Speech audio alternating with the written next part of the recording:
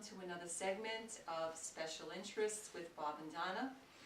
We have a different setting today. We are at the home of Enzo Magnozzi, and he is our director for Special Interests, but he's going to be the interviewee today. Yeah. You're the interviewee Director. today. Apart from the fact that he is our director, he is an extremely talented, self-taught artist. And we are in his home today, and we will be viewing about 20 or 25 of his many paintings. There are a lot of them, but we're going to be taking a little tour after we chat for a while. Okay, Enzo, first question, loaded question. Loaded? What is art? Well, I know what it isn't. Okay. It's not science, let's put it It's that way. not science. But art, I don't know, it's a difficult thing to do. I mean, there's books, I had the book somewhere, I forgot to take it with me. It's a book on, somebody wrote about art, which is one of thousands, I guess, on what is art, what it isn't. But I often think that art is something that elicits an emotion in people who view it. Mm-hmm. Absolutely. Obviously, whether it's like or dislike. I mean, some people like the modern art. I mean, I don't find that interesting. Some things. I mean, like Jackson Pollock, I do. I like that. But some of the other stuff isn't. But anyway, without getting off the track. So art is. I like to think sometimes about a design. Let's take Ralph Lauren. Is he an artist, or is he a scientist? Is he a combination? I mean, does he have a formula for his creations? I mean, I would consider him an artist. Right? Well, he's certainly a creator. He's created, so he would be an artist, but yet at the same time he has to deal with certain scientific things in the sense that he has like a formula. Right. I mean, artists have formulas too. Certain techniques that he used, but I'm sure the creativity comes with the color and the style. Right. But I mean, I really can't give a No, you've done a good job. sense about that. But I mean, I think it's I think it's something that gives a positive feeling to somebody. That's what like that. They don't know why even. I mean, I don't think anybody sits there and say, well, I guess if you go to a museum and you look at something, you say, gee, I like that. I like the color or whatever. It's something. I think that exactly. Something hits you. Or if I could address in one shot 7 billion people on the face of the earth, we'd probably get 7 billion, interpretive answers. I have.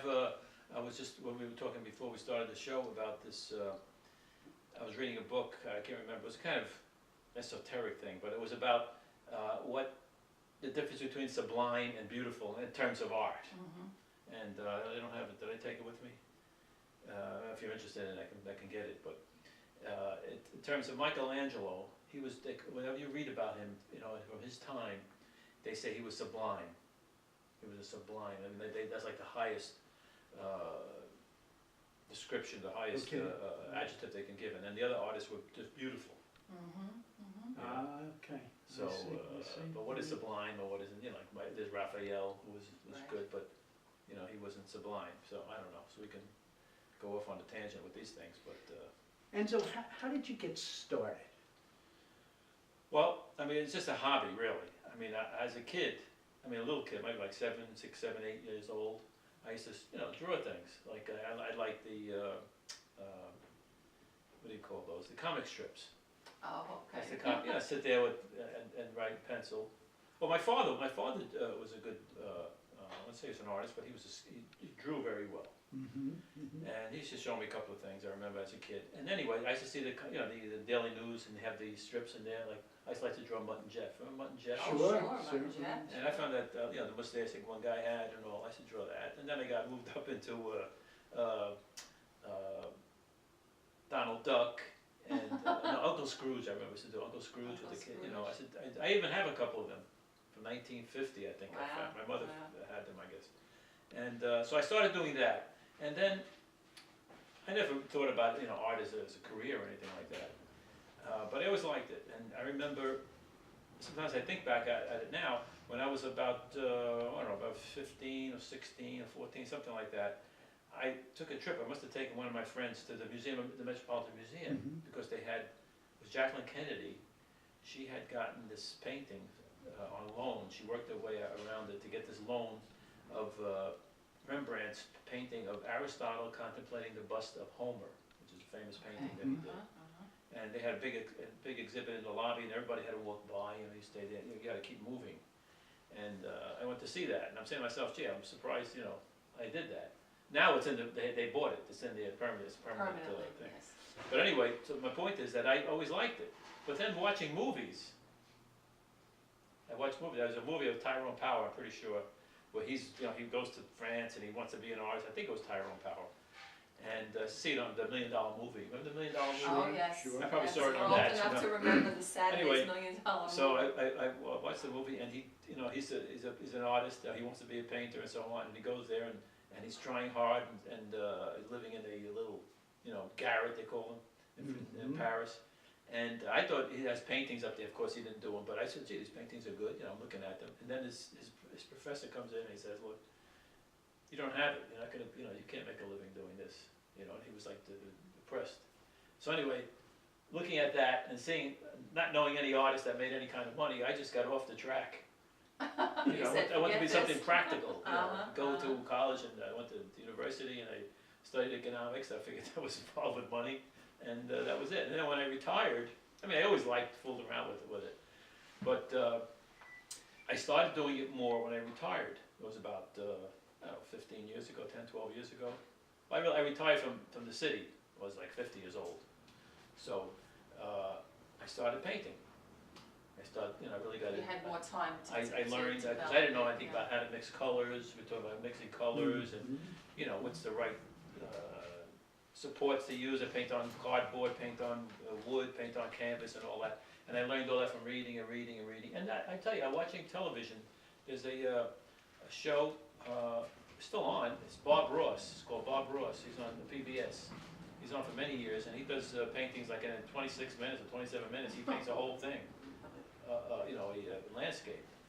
And I got a lot of tips from him. As a kid, I used to watch John Nagy. John Nagy, right. I had a kid of his. Yes, I did too. It's a box. I did too. Yeah, I yeah. still have the I think every book. kid did. I still have the book, and I did that too. Everybody played with that, So anyway, so that's a long answer to your how I got started. But recently I got started.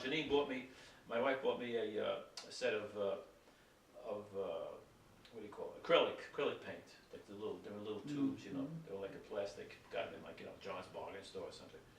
And I started fooling around with that. And what happened? They were drying so fast. They dry. I used to paint like by the window. Fast, yeah. And and I'm slow. I don't paint that quickly. And so then I found out that oil would be better, and I started getting to oil. And now I'm painting oils. Okay, I was just going to ask you what's the medium that you prefer. Because that can take my time. Of course, it takes a long time to dry, but it's very forgiving. It's forgiving. Like wood is forgiving, oil is forgiving. Yeah, but what do you call the watercolors are now? Once you put the watercolor on there, that's it. So you start from the watercolors. You start from light to dark. You start with the light part, then you get dark. And with the oil, it's reversed. You go from dark to light. Like you start I usually do the background, then try to come in forward and get lighter. Put the highlights on and things like that. We're going to see a magnificent portrait in a little while, but let's talk about beginning a portrait. Do you sketch it out freehand in pencil or charcoal or something like that? Do you have you photographed or taken photographs and? You're right. That's a good question. Norman Rockwell was a person I always liked growing up. So many people loved his work, and so when I really started to get into it, I was on this website which I buy books from. It's called ABE Books, Advanced Book Exchange, and you can get it's like 5 trillion books on there. And you just put in what you want, and you can get it from. They're all over the world, Anyway, so I saw in one of his things, he had a book, How I Make a Painting, I think it's called. And it was very difficult to get. There was like one copy. Anyway, I got that. And it shows how he did it. And what he did was do a charcoal sketch. Well, first of all, they called little sketches like on, what do they call them? Nutshells. Something in a nutshell. You do a quick sketch. And he built his own thing. course, I'm not that creative, I don't have the background, so I copy things, you know, more like photographs, and try to maybe put two photographs together, which he did too. He took a lot of photographs, but he had a concept. He was a message he was doing. But anyway, he did the sketch, and he would take like maybe a week to do a sketch in charcoal, and then he would spray it with this, it's called fixative. You spray it on there lightly, and it covers it so it doesn't mess, you know, doesn't get smeared. I see. And he'd paint over it. That's essentially that. He paints over it. Oh. Then he did other ways too. He'd sketch it. He sketched something. Then he had his machine. He put it on top of the painting. We put the painting on that, and then project it up onto his canvas. Is Oh, tracing okay. onto a surface Sort It's of like, like yeah, that? right. Exactly. That's a big point. Sort of like tracing, kind of Well, thing, or in his what? case, he kept it a secret. He says he always did himself a little embarrassed about doing that. But it's not tracing because he did the sketch. Right, no. He did the original sketch. So he was Okay, just projecting so- that sketch, maybe making it a little bit bigger onto his I see, canvas. I see. And subsequently, that I've been reading a lot. I mean, it's nothing new, but Vermeer, who's a very famous Dutch artist from Delft, he used they're almost positive that he used a thing called the camera obscura, which is a series of lenses in a box that you if you put this box, like say by the window, and you see you just have a tree outside, and you look in. I don't know how it works, but it reflects out of a little hole onto your canvas, onto a flat surface, and you look at it and you keep painting. It's like tracing off from some other location. Interesting. Because some of his paintings are like little dots. They can see the dots. Anyway, so there's a lot of different methods, but I used his method essentially. Now, some people paint. They start off just with the brush, like the brush like this. You take a thin brush. And you mix in some paint. Why don't you grab that palette and show the Yeah. audience the tubes? I had asked you earlier, when you're painting in oils, most of these come in tubes, right? Yeah, these are the sizes you usually buy. I used to like to get the smaller ones. They don't make them anymore. They're very thin because you only use a little dot. You know, you don't use much. You don't use much. You know, it's unless you're painting a background. You know, a lot of stuff. So anyway, this I could last you a couple of years maybe. You know, depending on the color.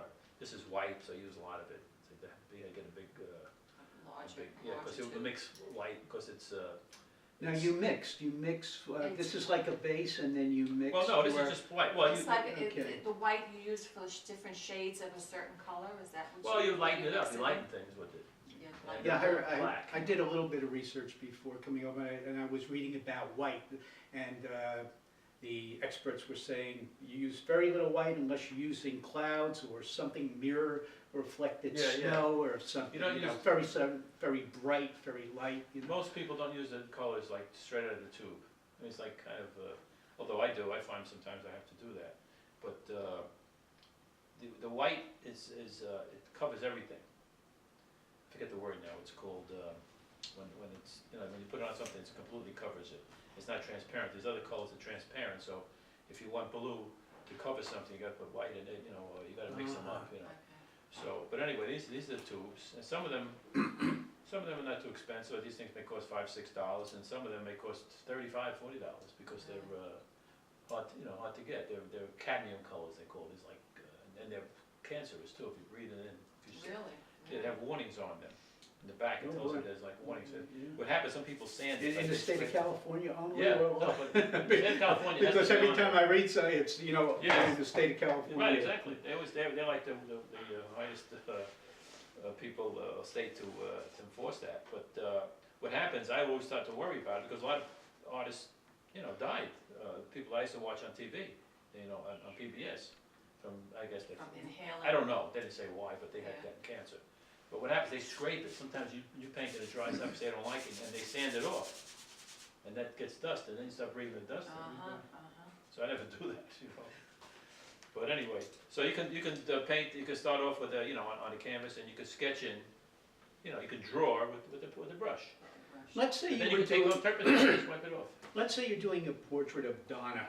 How many, for lack of better phraseology, how many layers do you do? Like you would do Donna, you would like rough it out, and then you would go back to these Yeah.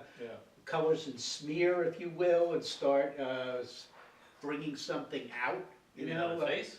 Uh, Or just? yeah, the bust, face, you know. Well, like you're being sitting there from like the that, show. you have to get in a nice, nice position like that. Those are nice colors to, you got to set the whole thing up, do it properly with the right colors, and the right dress or whatever, slacks. And it would take a while, because for me, I don't do it real quickly. I mean, I'm not a fast painter.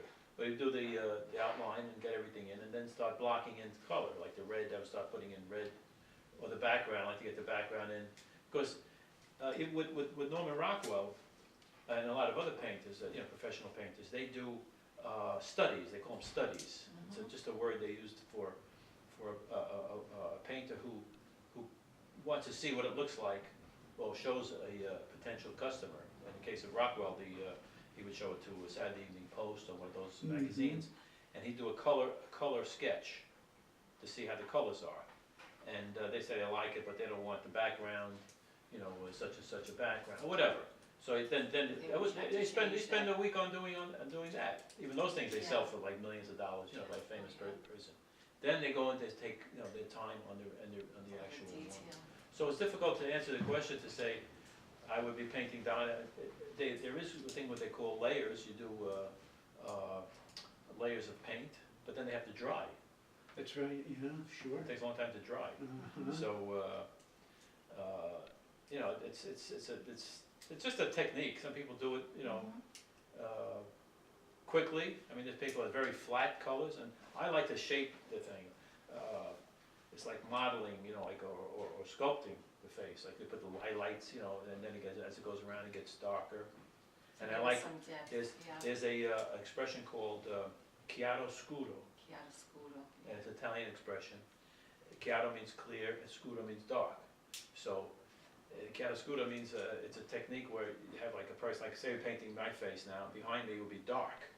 If someone brings out you see like the face, it looks like sticking out. It's like three-dimensional almost, if it's done properly. And Rembrandt used a lot of his things like that.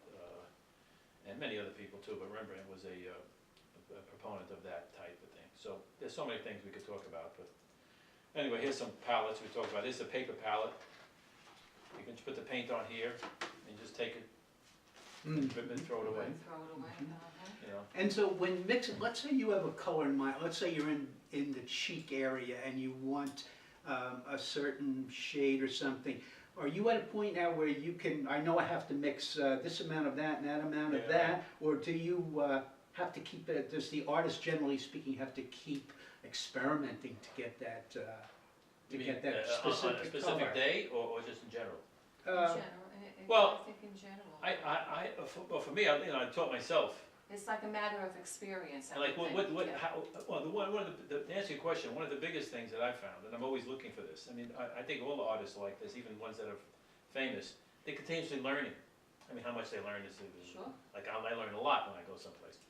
But it's, what's the best flesh tone? How do you make flesh? You combine it, has self-flesh tone too. That's one of my questions here. That's right. Then how do you do the, when I go to the museum a lot. I mean, pretty often during the year, and I look at the old masters, how the shading, like around here. What's the color of the shadow? I don't even know. I see a lot of blue. It's a whole thing with that, And then how do you do the most flesh tones I use is white, mostly white, yellow ochre, which is like a darkish yellow, and a little bit of light reds, cadmium red light, a little dot. And sometimes you put a little blue in it to soften it up. And that's basically what the flesh tone is. Fascinating, really is. And then you have the shading. I know I see a lot of blue in some of the French artists. And I use different, I don't use too much blue because it seems to come out too dark. But that's what I keep experimenting. Okay. Donna, you're signaling me here like to move this along, but I think we're going to we have a lot of things, I think we're going to move this into two shows, maybe even three. Yeah, This right. is wonderful. And this is a I'm real learning experience. She's got to do all the editing on the computer. How do you obtain skin fresh colors? I got that, Well, you covered about half of the We questions can that talk I about had that, asked as I said, you her. can talk about that, there's people who do, they use, black. So, oh, yeah, Somebody so, used silly Kind of question, blue. do you paint fast or slow? You know, this, I was Me, reading personally? about, no, you've answered that already, you know, you've, Well, I mean, there's a guy on TV I used to watch, he'd say, don't piddle, people get in, they start doing it, and I keep trying to get it better and better and better, you know, and then when you wind up screwing it all up. You know, like right now I'm painting a ballerina, which is popular. So I found a nice photograph and I'm painting it. And the legs, I try to get the legs in, and I keep looking at it, and one leg looks a little too thick, you know, on the thigh, and you know, it's got to be Proportion. anatomically correct. proportion is, Proportions, you know, yeah. there's no ankles or something, you know. And then I start fooling around with it, and then before you know, I go back and say, gee, it looks worse now, you know. So that's a big problem, for me anyway. How about artists that create, and do you create a 3D effect? I try to, that's what I like to do. Of course, there's other people around, other artists, famous artists, just can't think of their names offhand. Yeah, do more of a They're flat, they're kind of two-dimensional, flat, yes, yeah, flat, and they're very, you know, popular. I mean, a lot of them are dead, but I try to build up the colors. You know, you put the darker colors in first. That's what I like to do. You know, like your face, I would put the reddish here, not red, but the darker colors, and then build up. And the highlights are supposed to go in last in any case, in anybody's. Like, you know, if you have this light, like say from the window here, Shiny, yeah. you sound like I have problems always putting it. Some people they're very very brave and they go boom, they go like that and they put a white dash line across right the nose. across the nose, Me, I yeah. look at it because you start looking at it, you say, gee, it looks terrible. It looks like it's like Yeah, it's like a big painted. mark there. It doesn't look right. So I start softening it up, you know, and I Uh-huh. try to blend it, and then it disappears again. You know? Then I got to put it again. You know, so you got to be a little brave sometimes too. You know, and Fascinating, and that- really fascinating. in that respect. But I like to build it up. That's what you said there with that question is to build that structure of the face or the hands. People have trouble with hands. I don't have trouble painting hands. But then the hands are, you know, sort of expressive, and especially in the painting, sometimes anyway. But I try to get that modeling and the shadows, and well, we can take a walk and see some of the. We will can do point that in I a think we're gonna moment. have to do. When did we start here? We got another 5 minutes, I think. So I don't think we're Yeah, gonna we'll go too far. definitely do it in. We're gonna have two shows here to watch. Yes. Again, We can doing a talk little about bit it. of Anyway, this is- research, let me- so let I me- would let me be show you able the to. palette. I made this, by the way. This was the top of my kid's toy chest. Oh, look at that. And I just decided to cut it because I saw it, but I never really used Okay, it now that much. how would you hold it? How would you hold it? While you are painting, Well, how like would you this. hold it? This here, Your thumb would go in, like this. Now you put your thumb in here, like I'm right-handed, so I put it like okay, this. no, turn it to the camera so that, So like this, I would hold, well, they're mostly like that. It's, you put your hand like this, you put it here. So I made this big enough so I can get my hand in, because it gets uncomfortable. But, and you have to have enough room to put and your, lean it up against you so But they this can this is for, you know, when you get standing up Yeah, and you're painting, and this is a big, I don't really use this that much. use the smaller one that's over. I use this on one this here, uh-huh. well, this type of one, and it's like this. And right now I'm using, I have glass, it's glass, with the, actually they're all gray, greenish gray, because the colors show up better on this color. If you put them on, like on this side, it's too stark, you know, you say, oh, this is too dark, and maybe it really isn't that dark, because So but it it looks dark, affects- because it's, the background is too light. I see. So, I found a book, by the way, a few months back.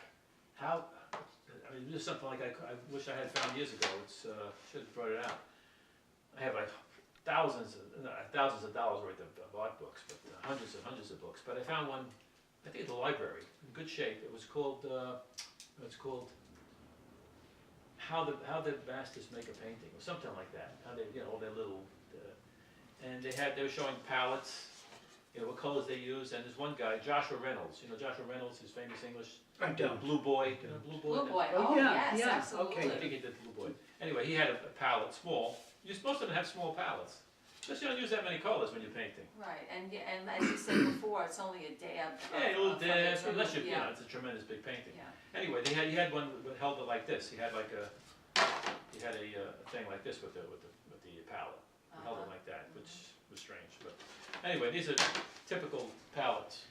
Enzo, there were two Russians that went around the world, and they did a minimum. Their project was to take 10 countries and interview people who weren't artists and say, what do you like? Do you like portraits? And this one would say, I like still lifes. And the most popular one were landscapes. Yes. Around the world, everybody, whether you were from the Loves United States or England, the UK, Right. everybody, Africa, everybody loved Well, that's a good point. landscapes. It's a big thing of my. Do you do landscapes? I've done them. I'm familiar with your I work. don't have too many here. I don't have many here, but just I curious heard if other you did. people's Right. houses. But I just don't seem to do it that much. I enjoy doing. I like to do trees, like the bark and all. I like. Well, that's how I got into this. I used to like all the little details and painting. You know. Oh, so you I are do, detailed. So I do the details. Wait till you see this. Like you have. I did one of that matador. That jacket. He has all this different. All the this, what do you call that? embroidery. Embroidery. Yes. And you know, that's why I did it, because of all that. And so I forget what I was going to say. The point I was making. It's just a lot of detail in some things. And oh yeah, so if I like to do animate objects actually. You see, I've done dogs, horses, I and know. mostly people. I know you have beautiful. I get mostly to get pictures. Like I'll find a picture in the magazine or something. Like the one back here, you can see that one with the legs. We're speaking with Enzo Magnozzi, and we're talking about his paintings and how he paints. Which we'll see in a little bit. Yes, we will. Right now we're talking about some all different The technical parts of stuff, the technical stuff. painting, oil painting anyway. Yes, so, And I did another thing, we talked about artists as opposed to painters. I'm a painter, I'm not an artist. Somebody else may call me an artist, but I wouldn't call myself an you artist. wouldn't call because, yourself, well, I mean, I don't make a living from it. If I made a living from it, then I would start to move that way. Well, it's But, a hobby that you've someday, mastered. In a couple of decades, maybe I'll make a living. Do you always use canvas Oh, yeah, as a right. surface, or do you use other surfaces? Other supports, they call it, yeah. No, I don't always use canvas. I like canvas because I can paint, it holds the paint better. When you paint on it, it's sort of, first of all, you get canvas, you have to prime it. I use gesso, it's like, it's a creamy, like, it's a creamy thing that dries up hard. It's acrylic. So it prevents the paint from being It's absorbed? absorbed into the Okay, canvas. okay. The gesso absorbs a little bit. But you Not can as buy much. these pre-treated, I think. Yeah, you they were have the telling pre-primed, they me call it. before the show. Pre-primed, and sometimes I buy it, it's more expensive, and then they have linen. Linen's the best. Really? Linen, very expensive, you know, you spend $600-700 on a rule roll. You know, it's made Wow. very fine, they do fine, you know, for portraits, like if you want to do an expensive portrait, like I was Very with interesting. this woman, I went to, one time I went to a class, which I didn't really like, but I went there because I liked this woman's work. It was in Riverhead, over in Riverhead, and it was all full of people who didn't know how to paint, and she was like talking to them, and I just lost interest. I went there a couple of times. You know, I don't say I'm an advanced painter, but I know how to paint now. I went through this whole process already. Anyway, but she got a commission to do a painting of the president of Stony Brook, I think, university. Anyway, she showed it to me, she brought it over, and it was on this fine linen, and she found a way to get it, you know, directly from Europe or someplace. So there's a lot of things. I started to paint on chipboard. You know, chipboard is like cardboard, but it's hard. Yes, And I had a lot of that because my son, the business he had used to make clipboards covered with the transit maps. It was all the transit things I told you about. And then he decided not to do it because he made money, but he wasn't making. He was like selling $1.50 things. You know, he had to sell so much to make money, Right. so he just got tired of it. Although his products, by the way, were the best-selling products at MoMA, Museum of Modern Art. Their stores. yeah, His line, he had very things. popular. They were very popular. They had most turnover. But anyway, we had this chipboard that we used to buy, and then I cut it up and I primed it, and I used that. So yeah, I ran out of it after a while. Yeah, not that many, but that's good. And I know what's his name, Andrew Wyeth. He died a while back. He painted he painted in with this egg tempera. It's called tempera. It's made from oak. It's like the old, before they used, I remember I do, tempera yeah. paint, yes, it, yes. it smells, but he made his own paint Uh-huh. from egg yolk. Egg yolk. Because it stayed and it's shiny and it stayed. And he painted, but he painted on, he didn't use canvas, he used, what do you call that? Masonite. Masonite. So it's hard and solid, you know. Because people like when you paint, like, you know, sometimes it gives the canvas, if it's not real tight. And some people like it, you know, tight. You can make it tight too. But it's all different, you know. You could talk about this for, just about canvases for Yeah. 10, 15 I minutes. guess it would be, it would depend on the artist's preference. Yes, right. I paint on anything, really. Although I prefer canvas because when you put the paint on it, it sort of takes it off your brush. It, you know, sort of grabs it. Holds it, When yeah. like right now I'm painting, I was saying before, I'm painting a ballerina on the back of a piece of, what do you call, paneling, wood paneling. You know, it's wood, it's nice and smooth, so I put gesso on it and I'm painting on it. But when you go like this, it sort of slides, doesn't stay there, you know? So you gotta go slower. You have to go slower with it. So, And yeah. it depends on the, you have to know Thickness of the paint. how much paint to put on the brush to begin with. Certain Okay. colors, like I have this here paint, this particular brand of white. This is white. This is titanium white. Well, this is zinc white actually, but titanium white is like the whitest white, and it's thick. So you got, some people don't like it so thick. They mix it in with some linseed oil and all that, and it goes on easier. There's different ways of painting. You know, people paint with what do you call those? Losing my memory here. The knives. You know, For the palette, Scalpels. no, I know, but I know I'm what trying to you figure, mean. I can't think of a ridiculous painter, but you know, it's a knife that the painters use to mix the paint. You paint with that too. I've Palette knife. seen that, Palette palette knife. knife, the palette knife. So there's paintings that you can see that actually made with palette, they don't use brushes, so they put the paint on real Now, thick. would the oil that you put in the paint to make it thinner Thinner? also make the paint more transparent? Yes, it could become too watery and it won't hold, Doesn't it'll hold, dry up uh-huh. and it could crack and all that. So you can't put too much of that, like if you put too much linseed oil in there. I've been using, for a few years now, poppy seed oil. I saw something that I liked and the guy said he used poppy seed, so I used it to thin it up a little bit. Well, we know you paint with oils. Right. How about acrylics and watercolor, and what are the differences really?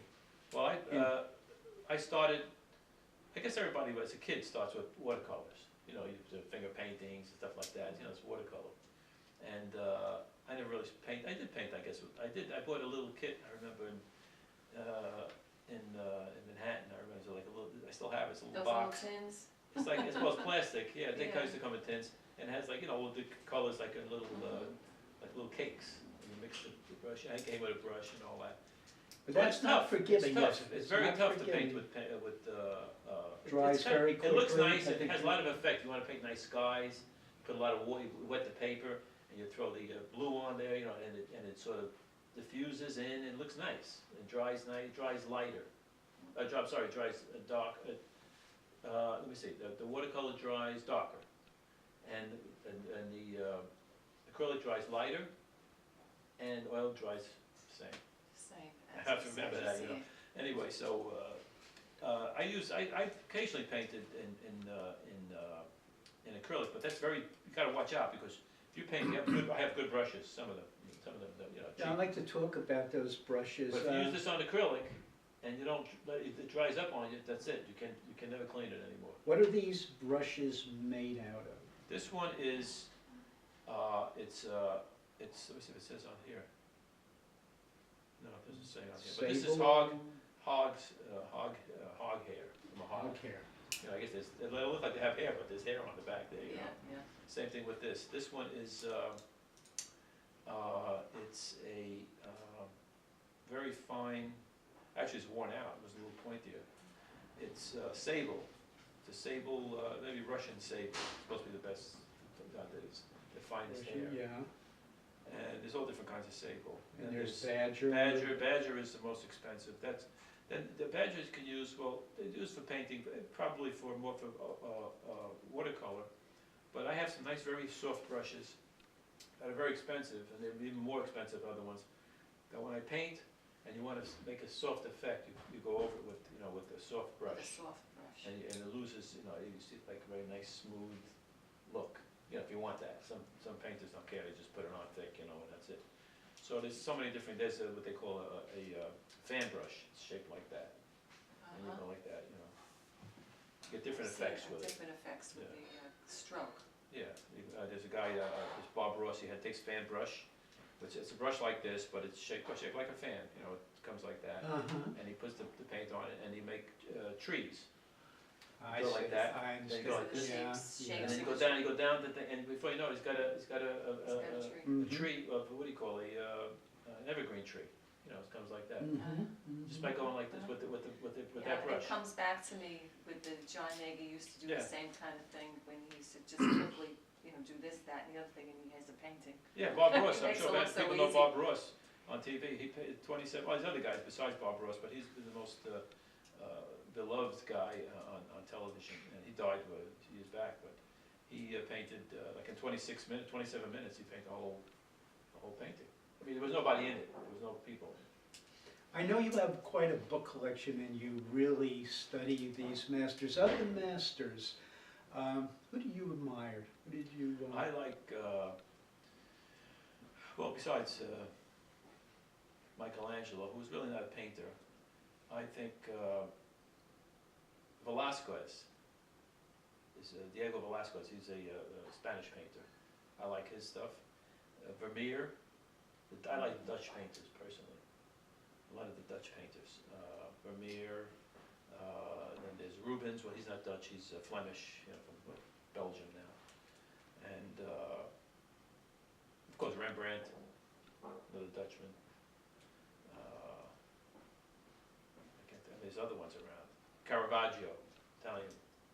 They have people. They have Caravaggisti. They call them. They're like they follow. This is like for hundreds of years. They follow Caravaggio's technique. And well, the guy was. I don't want to get into his life, but this guy was a complete nut. He died. He was killed. He was murdered, but he murdered some other guy. It was like he was. But his paintings are fabulous. And but he set this whole stage for these other people. Even Rembrandt was a follower of his. Of course, they couldn't see him, his paintings, but they saw copies of him. So that's how they got it. It's a whole. There is an interesting painting done behind by it there, you, behind us it, here. We didn't have time to get into that last time, but why don't you talk about this painting a little Well, bit? this is a painting. This is fabulous. Well, I see something. I saw a picture, a photograph in a magazine, and I liked it. And I thought it'd make a nice painting. So I painted it, and it's a girl with obviously shapely legs and nice shoes. And the shoes look absolutely real. Actually, like you could touch them and just Yes. take them off her feet. yeah, I took a I long don't know time. if It the takes a long audience time. can appreciate that, but Anyway, I painted that. Actually, I think it was an ad for the raincoat. for the raincoat, And in fact, I called them up because people wanted me to make them copies. And you're not supposed to copyrighted material. Right. So I called them up and they said, you had to get in touch with the photographer. They said never happened. So anyway, I made copies for my granddaughter and granddaughters and my brother-in-law. It's fabulous. But anyway, I enjoyed doing that because it's a little stylized. The knee could be a little more.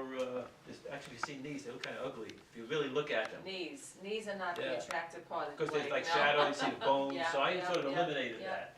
I took it off because it would become too ugly. They probably what do you call that? Airbrushed it out themselves. But I could. I want to do it next time I do it. I'm going to do a real kneecap. But anyway, I did that because. Why don't we move through these rooms and look Let's at go. your marvelous paintings? Okay, so here is the painting. We call it the legs. The And legs. I wish I had legs like that. yeah, so it's a nice painting, and it's the background. I always have not trouble, but I often what's the word? Agonize over the background. It's kind of light. I usually like a darker background, but I did that one with the Well, I light don't know background. let me just come up here. I don't know if the audience can appreciate this, but as I had said, coming close to the shoes on this lady, and they're so real. The shine of the Yeah, that's like a metal. of the silver, yeah, the silver shoes that she's wearing. It's fabulous. I try to get that. Yeah, looks beautiful in this room as well. Yeah, it's a nice little piece there. I'll see how long it stays here. And okay, then the next picture over here, that's my grandson. I did that when he was a little baby. When he was a little baby. That's Lucas, right? Lucas, right. Yeah. Cute. And over here, this is just the person I saw. This girl here. This is I don't know who she is. She just looked nice to me, and I painted her. And up here is my other granddaughter. Emma? You want to go back to Emma? this again? Just move these out of the way. Yeah, it's just a nobody. My brother-in-law wants. He's got I did one of a painting of a girl like that, a big close-up, and had hair all in front of her face, like, it was all, and everybody thinks it's a man. It's a man impersonating a girl, but he likes it. So, but this one here is just a different one. And this is one of the first paintings I did. This one here. It's I did this, I forget when, but Casting a shadow. Who is that? that's Victoria's. Well, that's her. That's that girl there. Oh, that's the teenager. Oh, Yeah, okay. that's When this she this, was this little. girl.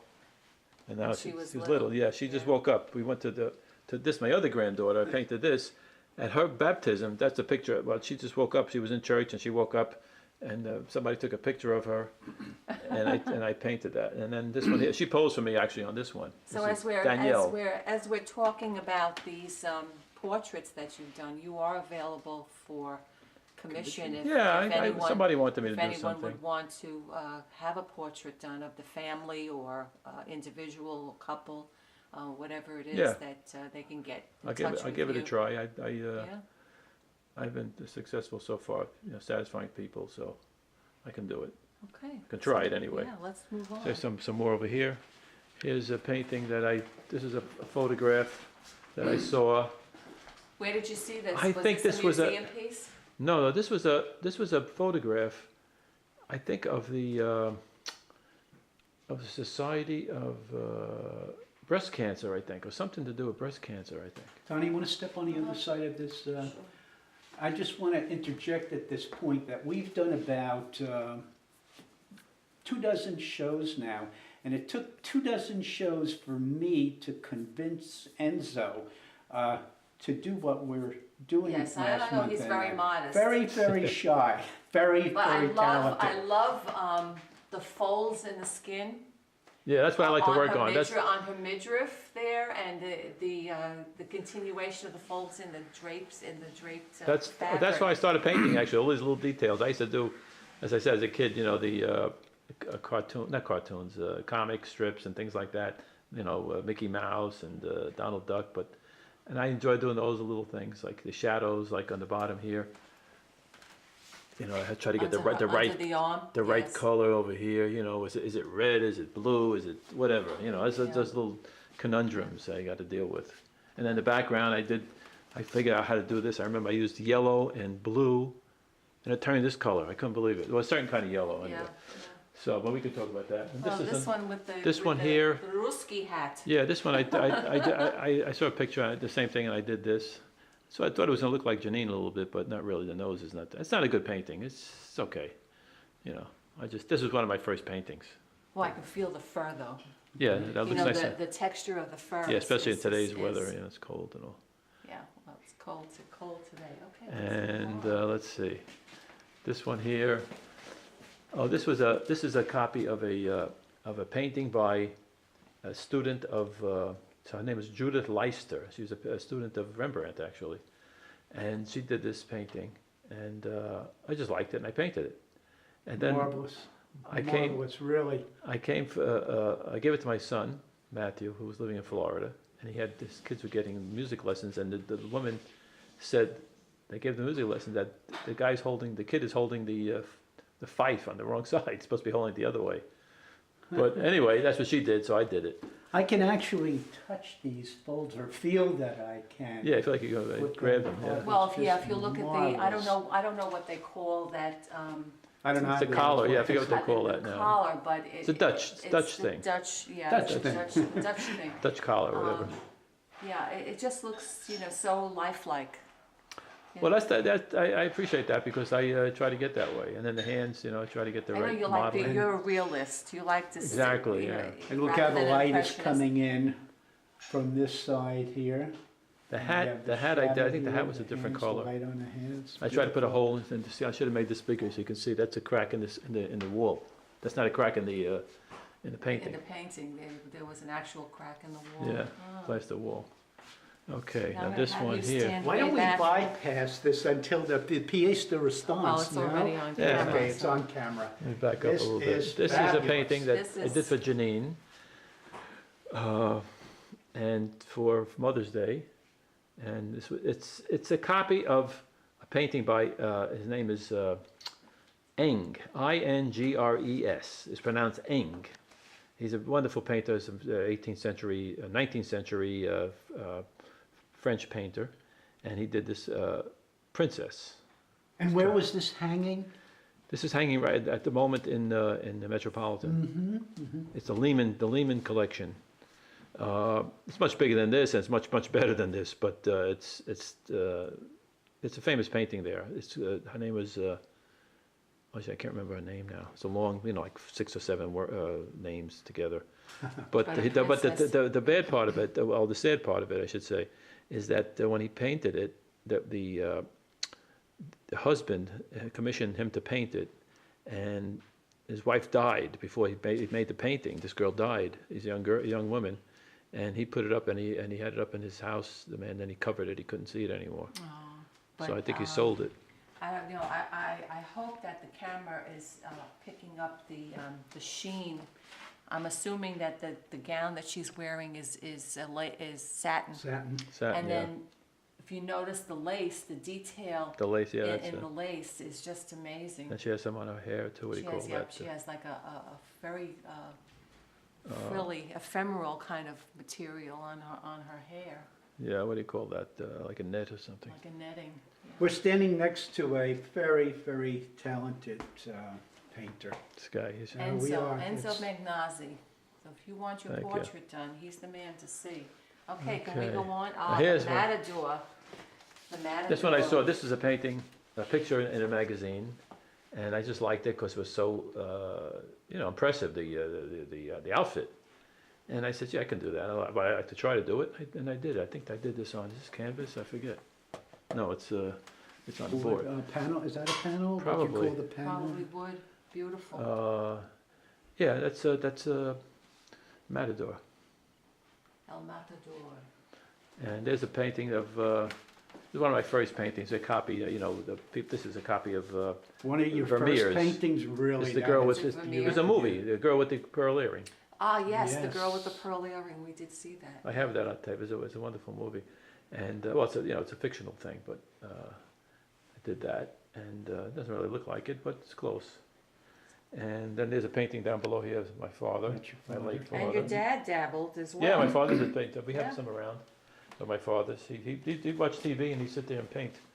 I'm more formal. I got to get the whole. You have to focus. While we're Focus a here, bit. while we're looking at a portrait of your father, why don't you just, to digress a little bit, why don't you explain the soccer connection Oh, yeah. in terms of your dad and yourself?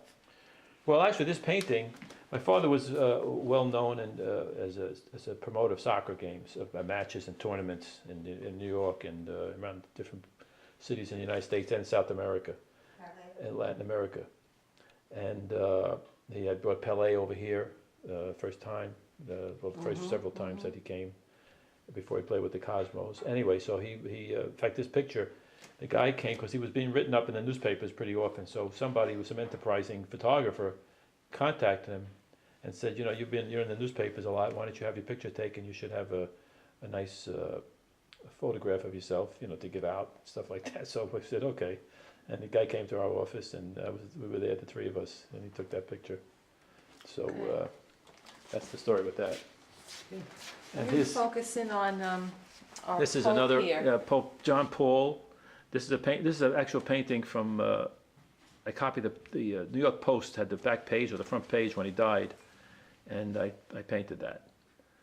That's that one. And then the other one in the middle is it's one of my grandsons with the face. It's from Looks a famous like Huckleberry Finn. Yeah, Doesn't I think it? it's called a Torn Hat. There's a famous Uh-huh. painting called the Torn Hat. Anyway, I used that and I put his face in it. And then over there's my lovely wife, beautiful wife Janine. This is at the a park. It was a little tiny photograph that we took when my kids were, actually to her, she's looking over at the kids feeding the ducks at the park in Manhasset, in Long Island. Terrific. Well, Terrific. Okay, we've got about... No, we got we got one more here. puppies. Oh, puppies. Well, these are hunting dogs. It's just hunting dogs, and I just liked it and I painted it. Beautiful. Okay, Beautiful. more dogs. We have about Yeah, 4 we got- minutes, so we want we to got, see the pièce de résistance. That's okay, we here. don't have to, we can do another show. And okay, this is a picture I saw. It's a well, this is I painted this, but it was as a copy of a painting. It was a little change from the original of a painting that sold for like $2.5 million. It's a little larger than this. This is one of my favorites, really. I And love it's this. English hunting hounds, I think they call them, or they're like sort of like beagles, but they're bigger. Anyway, they hunt, go fox hunting with them and so on. And I painted 13 dogs, 13 of them. And Janine says, you can't leave it like that. You have to put a 14th because it's no good to have 13. I was saying that. I put that little tiny one over there. That little, I was gonna ask you what that little guy is doing amongst all the big guys. Yeah, that's that. Cute. And Very there's like a cute. lot of dogs in the room here. We got those 2 dogs. That was a picture actually in the Orvis magazine. You know Oh, Orvis? I could, absolutely, yeah. And I yeah, just liked the it. labs, the bird dogs. I thought it was good on black, so I did that. Yeah, that's nice. And this is a Pointers. those short hair pointers hunting, going around, and I like that one. I like this Wow. myself. This one here I happen to like. That dog right there looks like the face Yeah. looks real. So all of you pet owners out there, Enzo does, yes. Yeah, I can do does that. pet Besides, portraits I enjoy doing as horses. well. And then over here If is you want to check out this horse over this is here. a Arabian pony. This is another one of my favorites. Yes, yes. It's a That pony. is Beautiful. breathtaking. And Beautiful. I love horses. I've always loved horses, and I did that. I should have a lot more horses around, but I just get hung up, and that's about it. That's about it. Well. I mean, there's more, but I mean, you can't keep going around to look Well, at we're pictures. almost Almost out of time. out of time. Want to put it up over here? Okay. And we'll sit down for a second, right in front of these dogs here. And why don't you finish up with mentioning commissioning again and a phone number maybe? Or an address? Contact information? I'll let Enzo do that. Move on. Well, I can contact you. No, then I'll have to take a commission. Yeah, right. Well, Enzo Magnozzi is available for commission painting, as you saw. I with the have an page. email. I have an email. So You have an email. Yeah, enzomagnozzi@yahoo.com. That's Okay. ENZO. ENZOMAGNOZZI. It's all one word. ENZOMAGNOZZI @Yahoo. Yahoo.com. So if you want to get in touch with And if you want your dogs painted. dogs painted, cats painted, I haven't done horses any cats. painted. Oh, Haven't done cat. I You think I haven't did a done cat cats. once. I don't remember I did a cat. Well, thank Maybe. you very much for sharing your Well, work thanks very with much. us in your home, and we thank you For for coming. watching. Special interest with Bob and Donna, and we'll see you next time. Bye-bye.